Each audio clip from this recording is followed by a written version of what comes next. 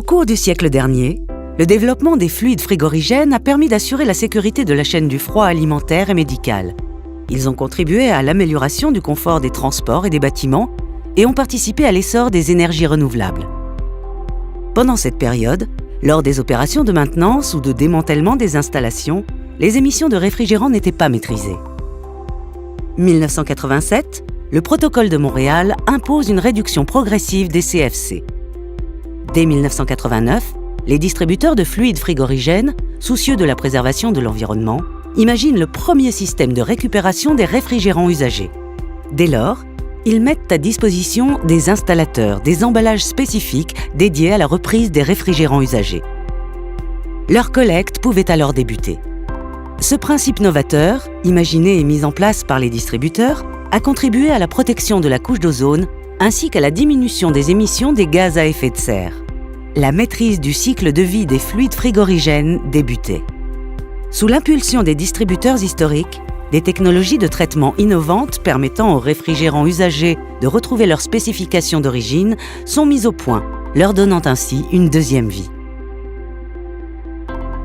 En 1993, conscients de l'efficacité environnementale de ce système et en l'absence de toute réglementation européenne, les producteurs-distributeurs de fluides réfrigérants et les acteurs de la climatisation et réfrigération se mobilisent afin de signer une convention rassemblant tous les acteurs de la filière, validant le process de récupération ainsi que la mise en place d'un mécanisme de financement basé sur le paiement d'un forfait de récupération par kilo de fluide vierge vendu.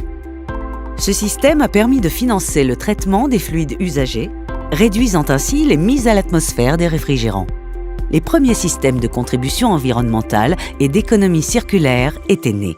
Selon les études de la chaire économie du climat, cette convention de 1993, basée sur un système volontaire, a permis d'éviter l'émission de 45 millions de tonnes équivalent CO2 sur une période de 20 ans. 2015, fort de cette expérience unique et afin de capitaliser sur ce succès incontestable, les membres de l'ADC3R se mobilisent à nouveau. Avec les acteurs de la climatisation et de la réfrigération, ils décident d'adapter cette convention volontaire aux défis de demain. Selon l'étude Armin de février 2016, cette nouvelle étape volontaire devrait permettre d'éviter l'émission de 68 millions de tonnes équivalent CO2 à l'horizon 2030, ce qui correspond aux émissions de près de 2 ans du parc de véhicules légers français. Ce procédé novateur et éprouvé pendant 20 ans est adaptable dans le cadre de la nouvelle réglementation F-Gaz 2 et reproductible dans tout pays.